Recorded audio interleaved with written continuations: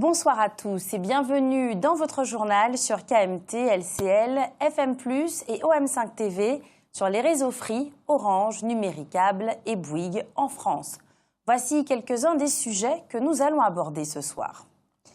L'ouragan Matthew, qui passe depuis lundi soir sur Haïti, a déjà causé de nombreux dégâts. Tendancieux et outrancier, voici les mots employés par Alfred Marie-Jeanne pour qualifier le rapport de la Chambre régionale des comptes sur les finances de l'ex-conseil régional.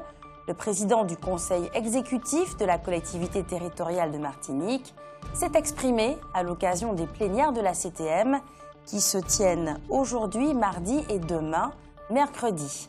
0,4%, c'est le chiffre très faible de notre croissance en 2015, selon les résultats de l'INSEE.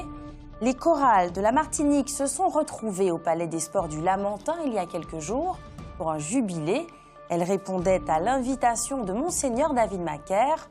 Enfin, la Martiniquaise Morgane Edwige, première dauphine de Miss France, représentera la France au concours de Miss Monde en décembre prochain. La tempête Matthew et ses rafales de 220 km/h ont littéralement dévasté le territoire haïtien. Suite aux pluies abondantes, tout le sud-ouest du pays est maintenant inondé et des milliers de personnes ont dû être évacuées. Le bilan fait état de 2 morts, mais pourrait s'alourdir. Certaines zones demeurent encore injoignables.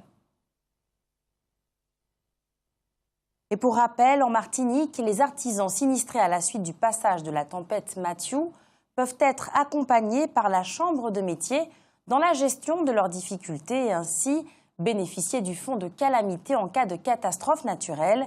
Il faut donc qu'ils se rapprochent de leurs organismes consulaires tout en sachant qu'ils doivent déposer leur dossier avant le 10 octobre prochain, c'est-à-dire lundi. Nous vous l'avions annoncé, la plénière de la collectivité territoriale de Martinique se tient depuis aujourd'hui, mardi 4 octobre et demain, mercredi 5 octobre, dans les locaux de la CTM à Plateau-Roi.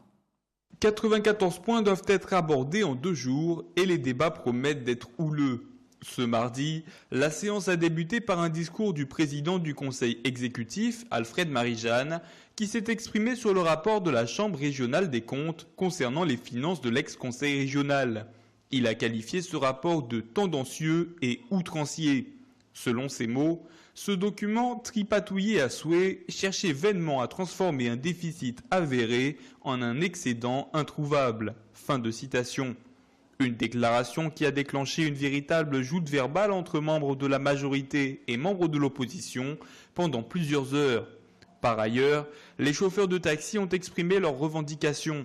Ils réclament une compensation pour le manque à gagner en raison de l'arrêt du TCSP à l'aéroport Aimé Césaire. La Chambre régionale des comptes pointe une fois de plus du doigt les finances de la municipalité du Diamant, dirigée par Gilbert Eustache. Outre des charges de fonctionnement bien trop importantes proportionnellement à sa population, la Chambre des comptes souligne que si le budget primitif établi au mois de mai faisait état de 700 000 € consacrés à l'investissement, aujourd'hui ce chiffre atteint les 2 millions d'euros. Afin de combler le déficit de la commune qui s'élève désormais à 3 millions d'euros, le Diamant pourrait bien être contraint d'augmenter de près de 15% ses impôts locaux. Mais outre les remontrances de la Chambre des comptes, la municipalité du Diamant doit également faire face à la défection de plusieurs élus de la majorité. En effet, 5 d'entre eux, dont le premier adjoint, Hugo Tousset, ont annoncé ce mardi matin qu'ils remettaient leur lettre de délégation au maire Gilbert Eustache et qu'ils ne souhaitaient plus ni percevoir d'indemnité, ni présider de commission. Décidément, les membres de l'opposition ne sont plus les seuls à désavouer la gestion de la ville par Gilbert Eustache. La concurrence promet donc d'être rude en 2020 lors des prochaines élections municipales. Pendant toute la matinée, ce mardi 4 octobre, 90 gendarmes ont été déployés afin de réaliser une vaste opération de sécurité routière aux abords des établissements scolaires dans les villes de Schœlcher, Trinité et Aumarin.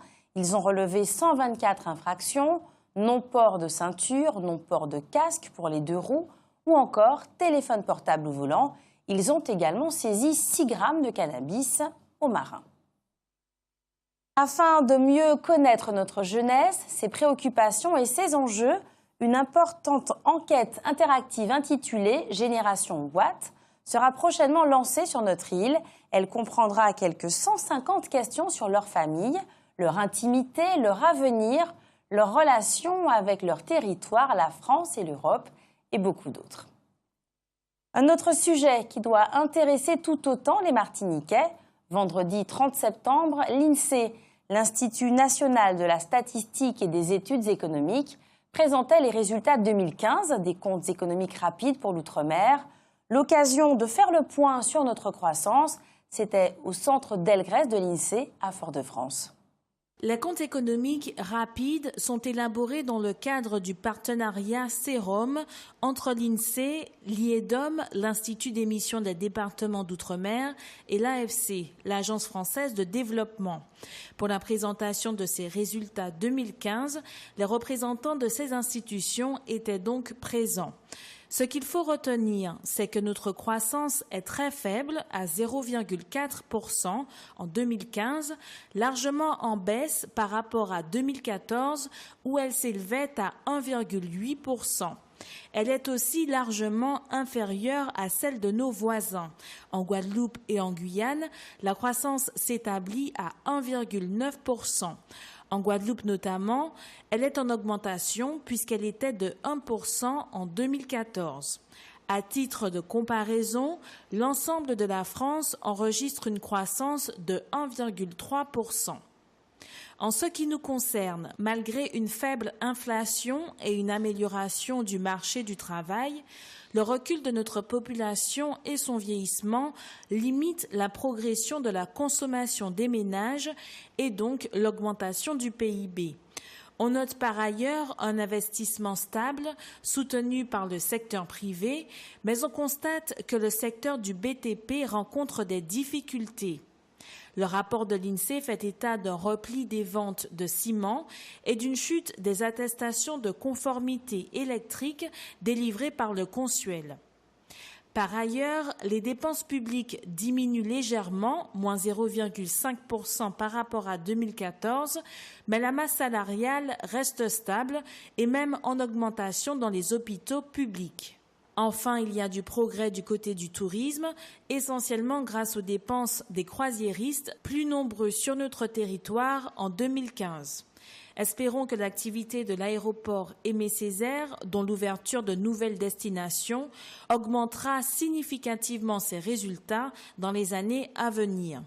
Malgré tout, la croissance enregistrée en 2015 sur notre territoire est décevante.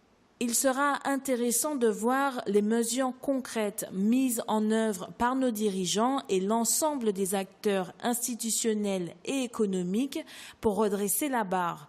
Il n'y a pas si longtemps, ils étaient rassemblés à l'occasion d'une conférence économique pour fixer ensemble un plan d'action sur ce sujet.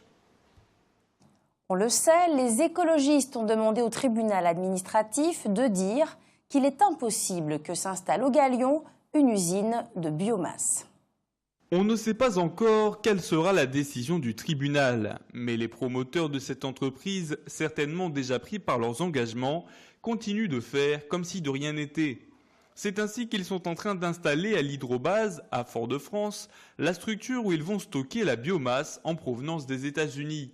On se rappelle que cette biomasse devait provenir du Brésil, mais il semble qu'il n'est pas si facile que cela d'établir actuellement avec ce pays, en tout cas dans ce domaine précis, un accord qui garantirait un approvisionnement régulier. Les écologistes qui se mobilisent contre l'usine de biomasse du Galion ne proposent aucune alternative. D'une façon générale, il est peu de projets mis au fil des ans en place dans ce pays par des écologistes et qui ont créé des emplois et de la richesse. En matière d'énergie, nous l'avons vu, la production électrique dans les départements d'outre-mer français demeure particulièrement polluante, bien plus que dans l'Hexagone.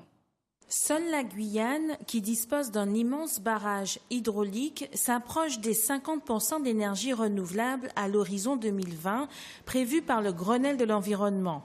Mais paradoxalement, le barrage de Petit Saut a des conséquences désastreuses pour la variété des espèces animales et végétales. De plus, en Guyane, certaines zones de l'intérieur ne sont pas connectées au réseau électrique et dépendent de groupes électrogènes. EDF laisse en effet à la charge des communes et de la collectivité le soin d'assumer elles-mêmes leur production. Pour les communautés les plus isolées, l'approvisionnement en matières premières est même pris en charge par les habitants eux-mêmes qui sont obligés d'acheter à des prix très élevés du carburant acheminé par bateau le long des fleuves.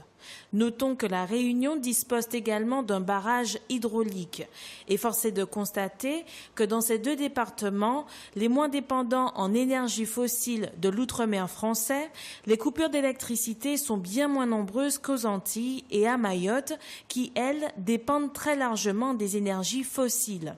C'est donc bien la preuve que ces dernières ne garantissent pas une meilleure stabilité de l'approvisionnement que ne le font les énergies renouvelables.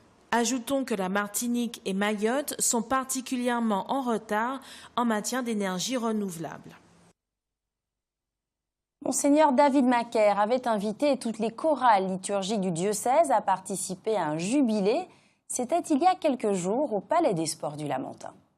Le 24 septembre dernier, toutes les chorales liturgiques de la Martinique se sont retrouvées au Palais des Sports du Lamentin. Elles répondaient ainsi à l'invitation de Monseigneur David Macaire, qui a souhaité organiser et surtout présider le jubilé des chorales liturgiques du diocèse dans le cadre de la fête de la miséricorde divine. De 8h à 16h, tous ceux qui chantent en se mettant au service de leur communauté religieuse ont donc pu échanger mais surtout chanter encore et encore. Ils étaient ainsi 2500 venus des quatre coins de l'île pour participer à ce très beau jubilé. Une conférence a également été proposée pour l'occasion dans la matinée, animée par le Père Fanor, délégué diocésain à la pastorale des chorales. Elle a évoqué la fonction ministérielle du chant liturgique au sein de l'Église. Le jubilé des chorales a remporté un franc succès et c'est une manifestation qui devrait donc être reconduite régulièrement, aperçue en images et surtout en musique.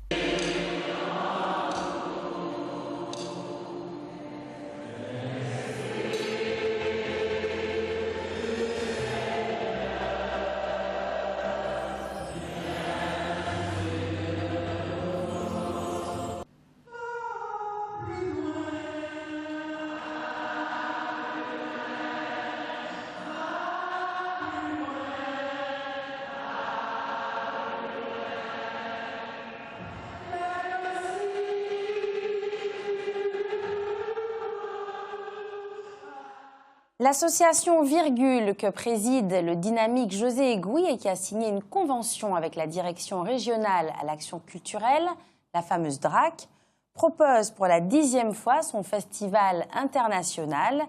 Il sera lancé dans quelques jours à la médiathèque du Saint-Esprit. Il est intitulé « Contes et musique dans la cité ».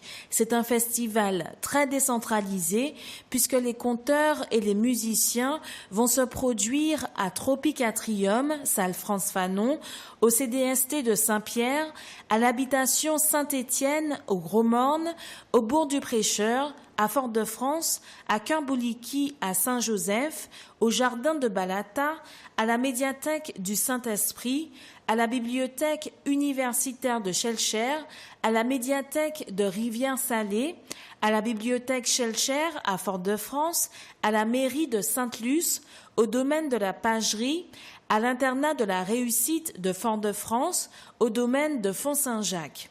L'apothéose, ce sera le dimanche 16 octobre, 19h, au Gros-Morne, avec l'ensemble des artistes du festival. Certains spectacles sont gratuits, d'autres sont payants, d'autres sont sur réservation.